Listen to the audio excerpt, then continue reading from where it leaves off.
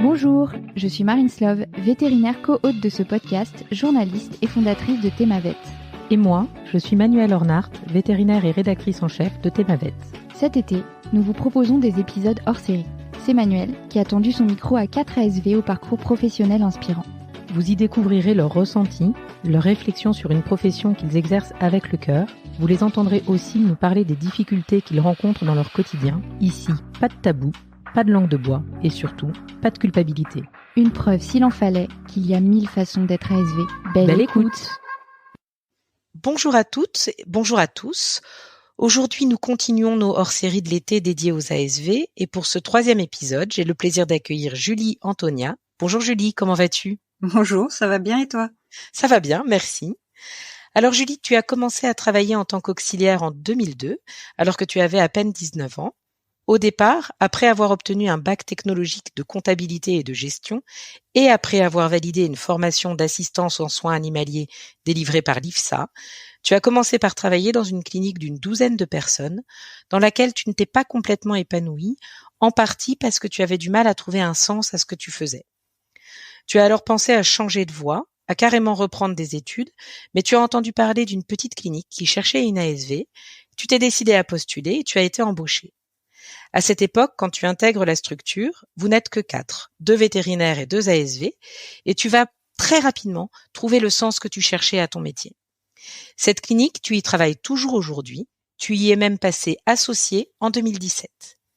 Mais tu ne t'es pas arrêté là, puisqu'en 2019, tu as suivi des cours du soir pour passer une licence en gestion et management. Aujourd'hui, tu gères les ressources humaines, la comptabilité, la gestion de l'équipe, de l'entreprise et de la communication digitale des 2 sites de ta structure. Une vie professionnelle bien chargée donc, mais qui ne t'a pas empêché de vivre ta vie personnelle puisque tu es maman de 2 grands-enfants de 17 et de 14 ans. Et comme si tout ça ne suffisait pas, tu œuvres activement à faire évoluer la profession d'ASV, mais ça, je te propose qu'on y revienne ensemble. Si ça te convient, on attaque ? C'est parti. Allez. Alors j'aimerais qu'on reprenne au commencement, c'est le plus logique. Pourquoi avoir choisi le métier d'ASV ? Alors, les animaux, c'est toute ma vie, surtout quand j'étais petite. Je les aimais beaucoup, un peu trop d'après mes parents. Mais voilà, le métier de vétérinaire, c'était pas malheureusement pour moi parce que les études et moi, ça faisait 2. Et en 3e, je me suis dit vers quoi je vais me tourner vu mon niveau scolaire et c'est pas pour être dénigrant vis-à-vis des ASV, mais du coup ASV était beaucoup plus accessible pour moi. Et du coup, je me suis orientée à partir de la 3e. Dans ma tête, c'était ce métier-là que je voudrais faire. Ah oui, donc très très tôt finalement, tu savais que c'était vers ça que tu voulais aller. Et du coup, tu as choisi, on était dans les années 2000, de te former en passant un bac technologique de comptabilité et de gestion. Pourquoi finalement ce choix ? C'est une bonne question. Je pense que j'ai pris cette voie un peu sans savoir pourquoi. Ça m'a bien plu, la comptabilité et la gestion. Je me suis découvert quelque chose que j'ai bien apprécié. J'ai bien apprécié les cours. Ça a été quelque chose assez de révélateur. Et mes parents en fait m'avaient dit d'accord, on veut bien que tu fasses cette voie-là, mais tu passes un bac. Donc j'ai choisi ce bac-là un peu par dépit, mais pas par choix. Mais ça m'a quand même plu au final, donc et ça m'a apporté quand même. Oui, c'était ma question suivante. Donc effectivement, on le sait, le métier d'ASV, c'est un métier à multiples facettes. Entre la relation client, la gestion des soins, il y a quand même beaucoup de gestion. Et c'est un peu la question que j'avais envie de te poser. Finalement, ce choix, peut-être un peu atypique pour devenir auxiliaire, a dû te servir dans ta carrière, non ? Oui, en fait, sur le moment, je n'y aurais jamais pensé. Quand j'ai fait ce bac-là, c'était pas du tout calculé. Et quand je suis rentrée dans la vie active, effectivement, je me suis aperçue que ces connaissances pouvaient être utiles. Oui, j'imagine bien. En parallèle de ce bac, parce que c'était pas suffisant pour t'occuper, tu as passé pendant l'année de la terminale, si je ne me trompe pas, par correspondance, donc l'attestation de l'IFSA en assistance en soins animaliers. Pourquoi ce choix-là ? Parce que je voulais rentrer rapidement dans la vie active Au début, j'avais dans l'idée de faire le CNFA, parce qu'à l'époque, le GIPSA, c'était le CNFA à Alfort ou à Aix-en-Provence. C'était l'idée de départ. Les vacances d'été entre ma première et ma terminale, je suis tombée sur une annonce qui concernait l'IFSA. Et je me suis dit, c'est plutôt pas mal par correspondance. Comme ça, je pourrais travailler par correspondance mon année de terminale. Et une fois mon bac en poche, je postule tout de suite pour trouver un travail et rentrer dans la vie active. Donc, c'est pour ça que j'ai choisi cette voie-là. Et ça a été facile de trouver un poste avec cette formation-là J'ai été très, très, très chanceuse, je pense, parce que j'ai trouvé un poste en 15 jours après avoir postulé. Donc, mais je sais que c'est très compliqué et je sais que pour moi, ça a été une vraie chance d'avoir eu cette opportunité-là si rapidement. L'opportunité de trouver un poste aussi rapidement, vu la difficulté d'y rentrer. Oui. Alors bon, précisons peut-être quand même que le contexte était un peu différent. On parle d'il y a une vingtaine d'années, effectivement, et il y avait moins de formations pour accéder au métier d'auxiliaire vétérinaire. Et donc, c'était peut-être plus facile à l'époque que maintenant d'entrer sans avoir ces formations spécifiques. Pour autant, par la suite, quelques années plus tard, je ne sais pas exactement à quel moment d'ailleurs, tu as passé la VAE du GIPSA. Oui, la VAE, je l'ai passée quand même assez tard. J'ai eu du mal à m'y pencher. Je l'ai passée je crois que je l'ai commencé en 2009, mais j'ai aussi accouché en 2009. Donc après, je me suis occupée c'était ma deuxième, de ma petite fille. Et du coup, j'ai validé en 2012 ma VAE. Et pourquoi avoir décidé de faire la VAE alors que finalement tu étais bien ancrée dans le métier déjà à ce moment-là? Oui, j'étais bien ancrée et en plus j'étais titulaire niveau 5 malgré que j'étais pas diplômée. Donc c'était juste pour aller avoir une finalité, avoir un diplôme quand même dans ce métier-là. D'accord, tout à fait. Quand on a préparé cette interview et j'en parlais un petit peu en introduction, tu as d'abord eu un premier poste avant d'arriver dans la structure dans laquelle tu es maintenant depuis longtemps. Ce premier poste ne répondait pas a priori à toutes tes attentes. Tu peux nous expliquer en quoi ça ne répondait pas à tes attentes? Alors, c'était par rapport au contact avec les animaux. Je pensais qu'il y ait beaucoup plus de bienveillance, à mon sens, qui est un contact quand même beaucoup plus humain, même si c'est avec des animaux. Et je n'ai pas trouvé ce sens-là dans cette clinique. Alors c'est certainement moi, mais du coup je ne trouvais pas le plaisir d'avoir le contact. C'était vraiment que de la médecine, mais sans bienveillance. Donc ça correspondait pas finalement à tes valeurs et tu t'y retrouvais pas en fait. Non, parce que pour moi, je voyais pas pourquoi on pouvait pas associer la bienveillance et la médecine. Donc tu as changé de boulot pour arriver donc dans la structure dans laquelle tu es toujours aujourd'hui, mais qui visiblement a fortement évolué depuis que tu es arrivé, puisque vous étiez 4 au départ. Aujourd'hui, vous êtes 18 sur 2 sites différents. Tu peux un peu nous raconter l'évolution de cette structure ? Alors oui, donc au début quand je suis arrivée, effectivement, on était 2 vétérinaires, 2 ASV. Le docteur Deschamps a décidé d'agrandir la clinique. Au début, il avait projet de trouver un autre endroit, ça s'est pas fait. Et du coup, il a agrandi la structure où on était auparavant. Mmh. Donc, on a connu les travaux en 2012. On a agrandi cette première structure. Et donc 9 mois après, nous avons commencé à recruter des personnes en plus, donc une vétérinaire, une ASV. Et petit à petit, ça c'est la clinique se développant, la place, on avait plus de place, donc on pouvait se permettre de se développer. On a continué à embaucher du personnel, donc on est passé rapidement à 8. Et comme Docteur Deschamps est toujours dans la recherche du développement et de nouveaux projets surtout, il a décidé de ouvrir un deuxième site qui était placé pas très loin de celle-ci, qui était assez bien placé, et c'était plutôt un projet qui l'animait. D'accord. Et donc toi, tu as suivi finalement ce projet et cette évolution. Le deuxième site, il a été ouvert il y a longtemps? Alors, le deuxième site, il a ouvert au moment du Covid, le 16 mars 2020, pile Oui, poil au jour oui. où notre président Macron nous a dit qu'il fallait se confiner. Donc, du coup, voilà, on l'a ouvert pour surtout Docteur Deschamps. Il a voulu me faire plaisir parce qu'on était en temps et en heure. J'avais réussi, on avait réussi à être bon dans le calendrier, ce qui n'était pas facile quand on fait des travaux. Et du coup, on l'a ouvert une journée et après, on l'a refermé pour l'ouvrir au moment du déconfinement, le 11 mai 2020. Donc, c'est la D'accord. date vraiment d'ouverture où c'est parti. Oh ben, vous oublierez jamais que c'était en 2020, du coup. Non, du coup, voilà, les dates, on les connaît bien. Et donc, toi, en parallèle, puisque je le disais tout à l'heure, tu es maintenant associé dans cette structure. Donc, tu es arrivé finalement à ASV relativement fraîchement sorti de l'école et pas encore diplômé du GIPSA d'ailleurs.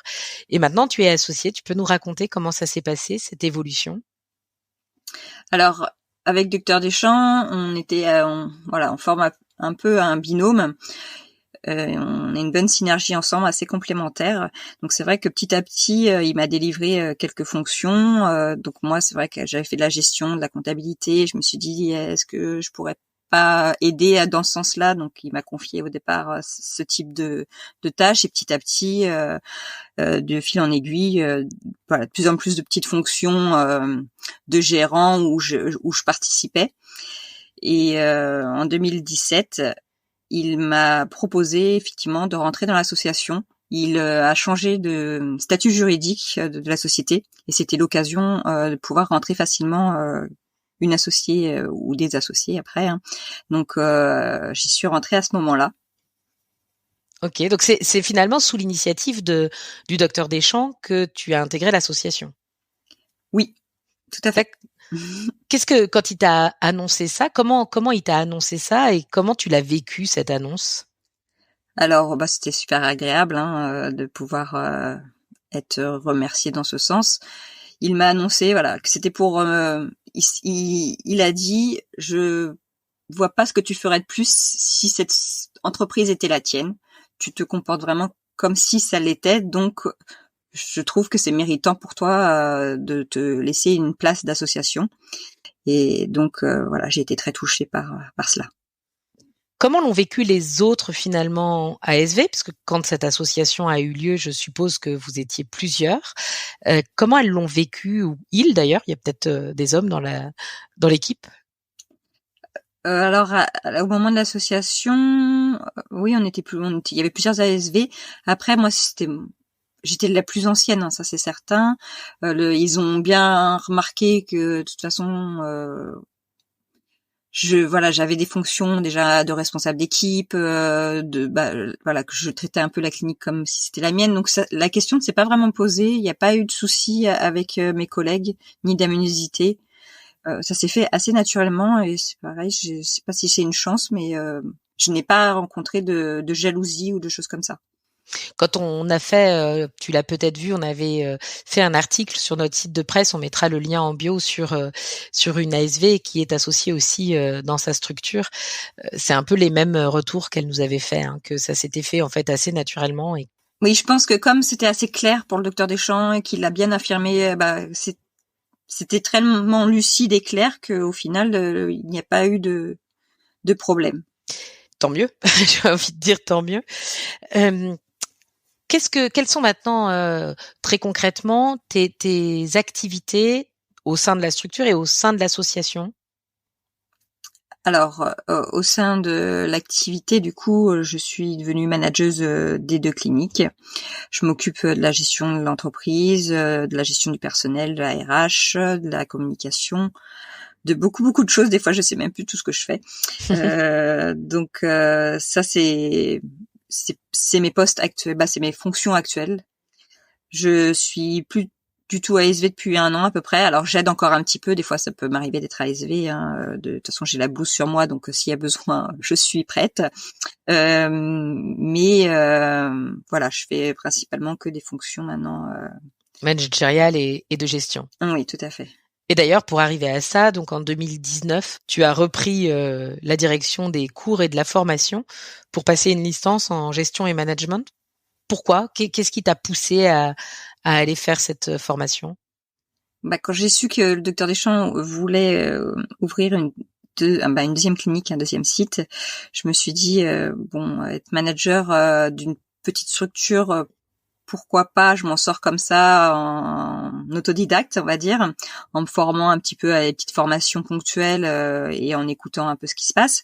Mais j'avais besoin de théorie pour prendre plus de personnel à charge et une entreprise grandissante. Donc j'ai été chercher une formation et j'ai décidé du coup de repasser une licence en cours du soir dans la gestion et le management, effectivement. Et du coup, tu en as retiré quoi de cette formation d'important ? Alors déjà les contacts avec les autres personnes adultes qui venaient d'autres milieux, c'était super riche en fait de pas être dans le milieu forcément vétérinaire. J'ai appris aussi le fonctionnement d'autres entreprises et ça je trouve que c'était assez bénéfique dans ma formation. Et après j'ai appris pas mal de choses quand même théoriquement que j'ai pu mettre en place par la suite. Donc très enrichissant finalement. Tout à fait, je regrette pas, même si c'était très très fatigant parce que le cours de soir pendant 2 ans. En plus de ton métier à côté qui s'arrêtait pas évidemment, tu as travaillé tout le long pendant cette formation. Tout à fait. Ouais. En 2021, ça on l'a pas encore abordé, tu as gagné le trophée Vet Nurse Day. Oui. Est-ce que tu peux nous expliquer d'abord de quoi il s'agit pour que nos auditeurs sachent de quoi on parle ? Alors, le trophée Vet Nurse Day, c'est mettre en avant des initiatives positives réalisées par les ASV. Donc, c'est un peu, nous mettre la profession en avant, parler de nous, de montrer qu'on est capable de faire quand même pas mal de choses et de mettre en place des choses au sein des cliniques. Et donc, ce projet était assez sympathique quand je l'ai vu en 2021 et c'est pour ça que j'y ai participé. Et qu'est-ce que tu as présenté comme projet, toi, alors ? Du coup, pas très original, mais c'était aussi la délégation des fonctions de management, de gestion d'entreprise ou de communication aux ASV, qu'elles avaient aussi des capacités dans ces domaines-là et qu'on pouvait effectivement leur déléguer ce type de fonction. Oui, c'est ça. Alors, je rebondis sur ce que tu dis là. C'est vrai que quand on parle de délégation d'actes pour la profession d'ASV, on pense souvent aux actes plutôt médicaux. Avec ce contexte législatif qui est assez fermé pour l'instant, mais il y a plein d'autres effectivement fonctions qu'on pourrait déléguer, qui pourraient être déléguées et pour lesquelles effectivement certains ASV seraient prêts à se lancer. Très concrètement, quand toi tu en discutes autour de toi avec d'autres ASV, la majorité des ASV auraient envie de prendre ces responsabilités à leur charge, d'après toi ? Alors la majorité, je sais pas, mais pas mal d'entre elles ou d'entre eux, pour pas faire de discrimination, oui, sont intéressés pour en tout cas avoir une évolution et pourquoi pas dans ce type de fonction. Donc c'est quelque chose qui intéresse. Et concrètement, quand cette évolution se fait, je vais poser une question peut-être indiscrète. Si tu veux pas répondre, tu ne réponds pas.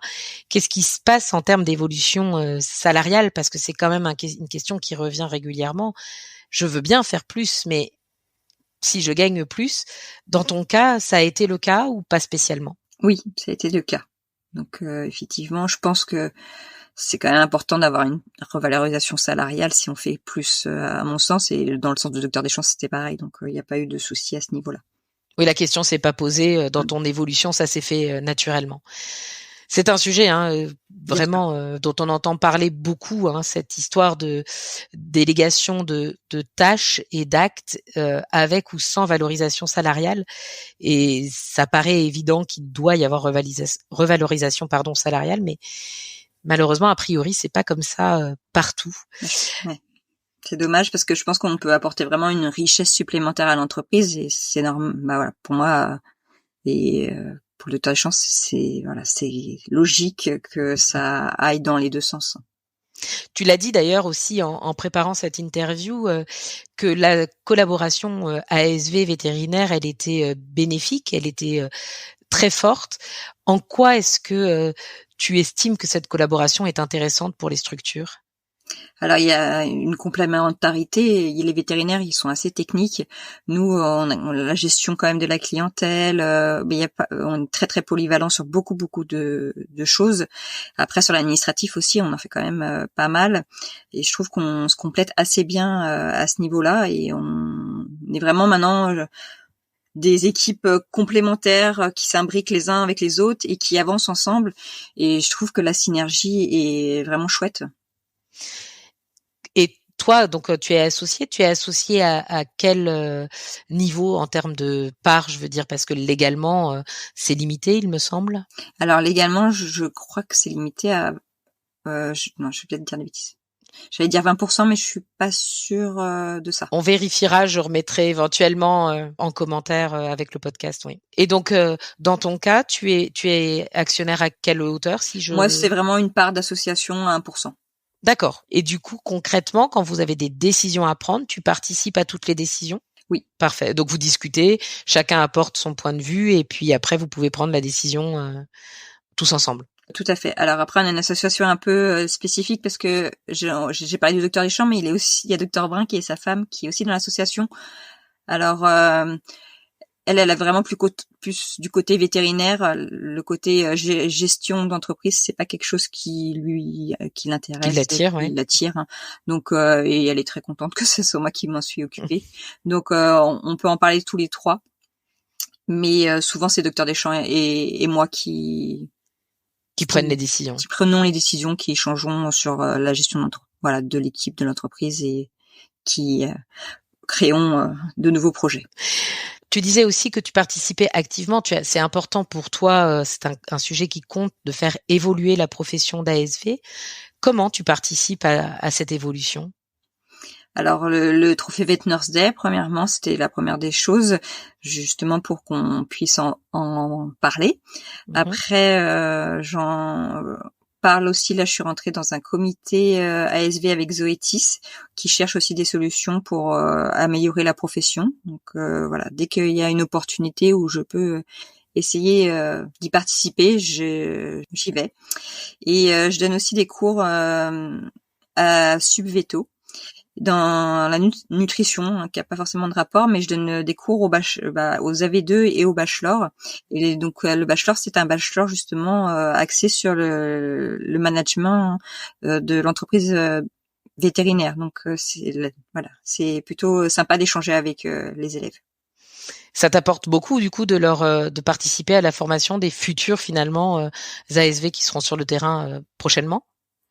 Oui, je trouve que c'est toujours bien d'échanger, de sortir un petit peu de chez soi et de voir qu'est-ce qui s'y passe. Donc je trouve ça super intéressant. Tu donnes des cours de nutrition ? Oui, de nutrition.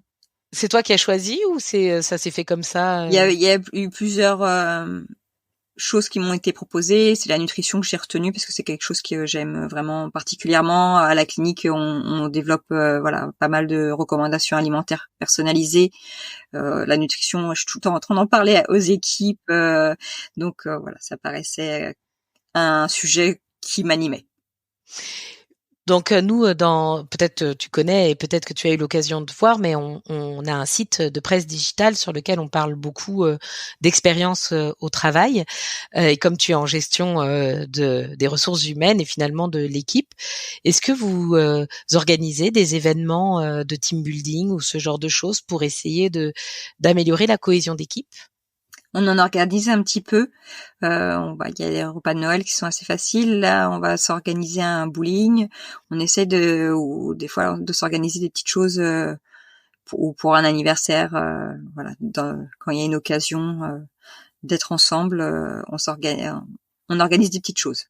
Des moments un peu ludiques en dehors du contexte du travail à proprement parler. Tout à fait. C'est plutôt sympa. Oui, ça a beaucoup d'intérêt effectivement, et c'est toi du coup aussi qui gère les entretiens annuels de l'équipe. C'est toi qui fais passer, qui reçoit les doléances peut-être de certains des salariés de la structure. Oui, je fais les entretiens individuels. Le docteur Deschamps, il participe parfois, pas tout le temps. Après, oui, on a mis en place aussi la QVT. Donc là, on avait fait l'année dernière, on refera les indicateurs cette année. C'est plutôt pas mal aussi pour voir comment l'équipe est satisfaite de leur. Est-ce que tu peux rappeler à nos auditeurs ce que c'est que la QVT? Oui, c'est la qualité de vie au travail. Donc, il y a des indicateurs pour savoir effectivement comment ils se sentent au sein de l'entreprise. Donc voilà, ça permet de savoir comment ils se sentent, s'il y a des choses qui sont à travailler ou pas. Et dans cette histoire et dans cet esprit toujours d'avoir une cohésion d'équipe et de permettre à chacun de se sentir le mieux possible, vous avez des réunions régulièrement avec les salariés en équipe? Oui, on a des réunions d'équipe. Le temps passe toujours vite, on court toujours après. On essaye d'en faire tous les 2 mois. Là, on dépasse pas cette date-là, on fait à peu près tous les 2 mois. Réunion d'équipe complète où on intègre tout le monde, même si des fois il y a des sujets qui vont concerner un peu plus les vétérinaires. Moi, comme je dis à mes collègues ASV, des fois peut-être ça va pas vous intéresser, ou peut-être que si. Le docteur Deschamps m'a emmené un peu partout depuis 20 ans que je travaille avec lui, et c'est aussi cette richesse qui a fait de ce que je suis actuellement. Donc voilà, je souhaite que mes collègues puissent avoir les mêmes chances et pouvoir écouter des sujets qui sont que vétos si elles le souhaitent. Et en termes de formation complémentaire, plutôt sur les ASV, vous avez la possibilité de leur proposer des formations complémentaires? Oui. Donc on fait des plans de formation. Je vois les besoins, si elles ont des besoins particuliers. Donc on a eu des formations d'anesthésistes cette année. J'ai une collègue qui passe un CQP TSV, donc technicien en soins vétérinaires, qui fait son premier bloc là. Et en parallèle, je le passe aussi depuis l'année dernière, donc moi je suis au 2e bloc. J'avais oublié aussi cette petite partie-là. Oui, les formations, toujours, hein, tant qu'on peut se former, on continue en tout cas. Donc et les vétérinaires, pareil, on fait le point. Je fais le point avec eux, qu'est-ce qu'ils ont besoin de développer, qu'est-ce qu'ils veulent, et pareil, on essaye de répondre à leurs besoins. J'ai une autre question, alors qui est un peu en marge de tout ce dont on vient de parler actuellement, mais qui est quand même un sujet d'actualité. Bon, tu es dans les Hauts-de-France, à l'extrême sud des Hauts-de-France. C'est une région où je le sais puisque je partage la même région avec toi. C'est de plus en plus compliqué de trouver des vétérinaires qui assurent les gardes le soir et les week-ends. Vous assumez je veux dire, la clinique dans laquelle tu travailles, vous faites encore des gardes ou pas? Non, on fait les gardes le dimanche encore. On a gardé ce système-là. Donc le dimanche, on fait les gardes.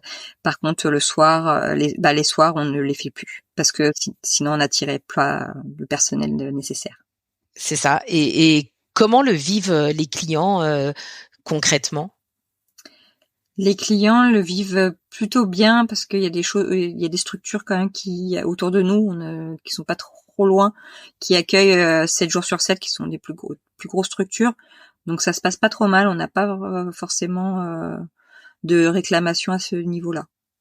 D'accord. Et vraiment, vous, ça a été un peu une nécessité d'arrêter les gardes parce que sinon vous n'arriviez plus à recruter de vétérinaires, c'est ça? C'est ça. Le soir, et d'un côté, nous, quand c'était docteur Deschamps, docteur Brun qui faisaient les gardes essentiellement tous les deux, toute leur vie jusqu'à il y a quelques années. Donc il y en avait, mais il n'y en avait pas tant que ça. Ce qui posait souci pour nous, c'était vraiment le dimanche. On trouve que de pas être là 7 jours sur 7, ça peut poser plus souci que finalement n'être pas là le soir. On a trouvé des solutions avec des structures pour pouvoir leur envoyer nos gardes le soir. Nos urgences, pardon, le soir, et ça se passe plutôt bien. Oui, c'est un compromis qui permet quand même à la fois de protéger le recrutement, puisque en ce moment c'est nécessaire, et de satisfaire quand même la clientèle et de pas les laisser sans solution, c'est certain. Est-ce que je pourrais te demander qu'est-ce que tu espères pour la profession d'ASV dans les années à venir? Alors, j'espère que il va y avoir des évolutions. Je trouve que c'est en train de, d'après ce qu'on entend, c'est en train de commencer. tout cas, ça devrait changer dans les années à venir. Donc ça, c'est plutôt positif. J'espère que ça va vraiment être on ne sait pas encore les lignes qui vont. Oui, c'est toujours en cours. Les actes à déléguer. Donc ça, j'espère qu'il y aura quelque chose qui pourra au moins être fait parce que ça permettrait à tout le monde de pouvoir se dégager du temps. Surtout les vétérinaires, et nous, ça nous permettrait d'avoir une évolution réelle. Après, c'est pareil sur tout ce qui est, il y a les groupes qui rachètent, donc c'est vrai qu'il y a des structurations en entreprise. L'entreprise vétérinaire est en train vraiment de se structurer aussi par elle-même en copie à une entreprise classique, et du coup des postes comme le mien, je pense qu'il y en aura de plus en plus. Et qui pourrait être effectivement occupé par des ASV en évolution de carrière finalement. Tout à fait. Je pense que, en tout cas, ça fonctionne vraiment très bien. Il n'y a pas de souci, que ce soit avec les ASV, avec les vétérinaires. C'est un poste juste de gestion, d'organisation. Il n'y a pas de choses qui bloquent. Quand tu interroges un peu les ASV.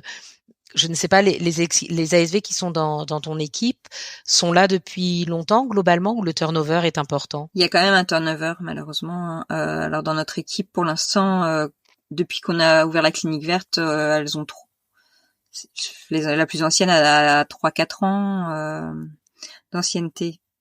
Oui, donc là on n'a plus de turnover à l'heure actuelle. On va dire depuis toutes celles qui sont rentrées depuis les 3 dernières années, ça n'a pas bougé, mais c'est effectivement au bout d'un moment, elles se lassent de pas avoir forcément d'évolution.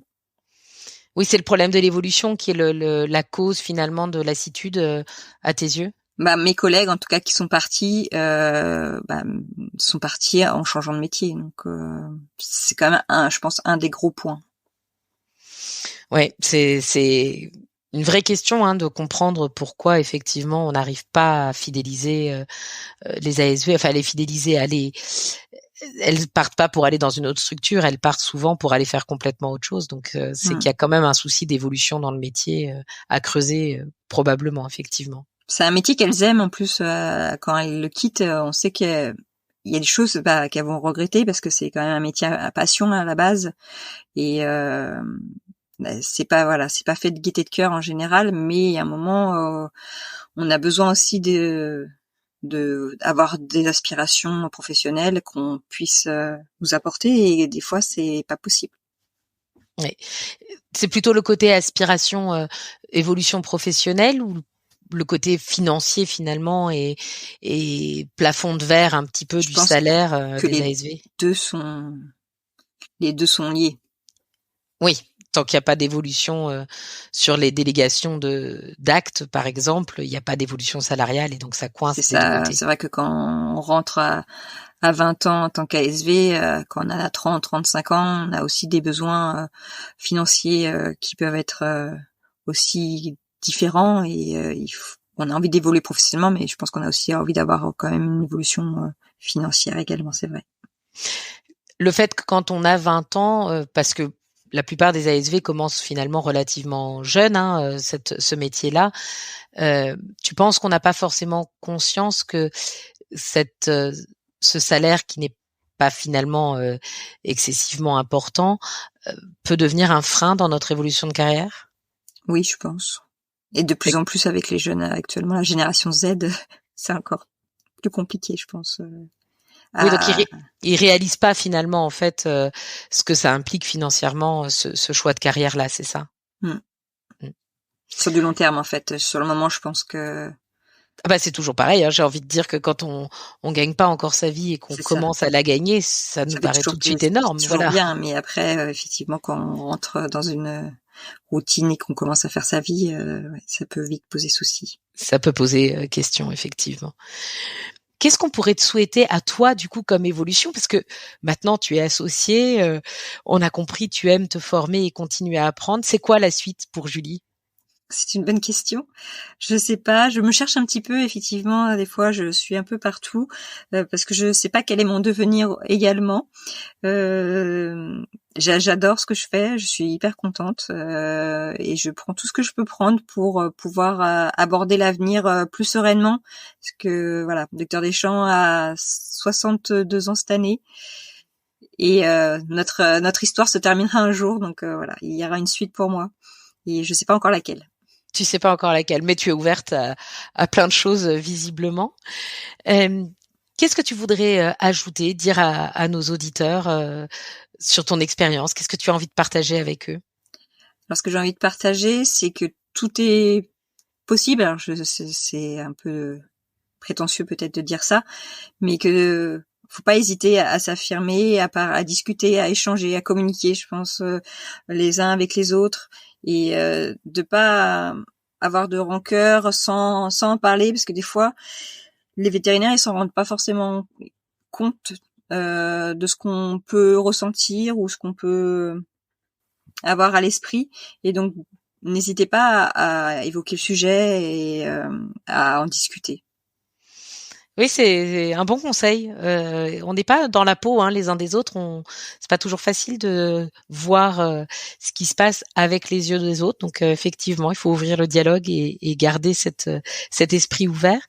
Si nos auditeurs le désirent, est-ce qu'éventuellement ils peuvent te contacter, et si oui, par quels moyens? Oui, ils peuvent me contacter. Après, j'ai un profil LinkedIn. D'accord. Où je suis facilement joignable, donc ils peuvent passer par là, ou après par Facebook également. Si on se permettra de mettre peut-être le lien pour ton profil LinkedIn dans la bio, si ça te convient. Tout à fait, je veux bien. Eh bien, écoute, merci beaucoup Julie d'avoir partagé avec nous ton parcours inspirant. Nous nous retrouverons la semaine prochaine pour le dernier épisode de ce Vet au micro hors série de l'été spécial ASV. On recevra David Carwen qui viendra nous parler de sa vie d'ASV au masculin dans une profession très féminisée. Et d'ici là, bien, je vous souhaite une bonne semaine à toutes et à tous. Au revoir Julie. Merci beaucoup. Au revoir. Merci beaucoup. Si vous avez aimé cet épisode, n'hésitez pas à le partager à vos amis, à vos collègues, à tous les vétérinaires que ça peut intéresser, et ou à lui laisser 5 étoiles. Ça aide vraiment ce podcast à se faire connaître et à se développer. Il me reste à vous souhaiter une très belle journée, et surtout prenez soin de vous, de votre famille, de vos collègues et de vos patients.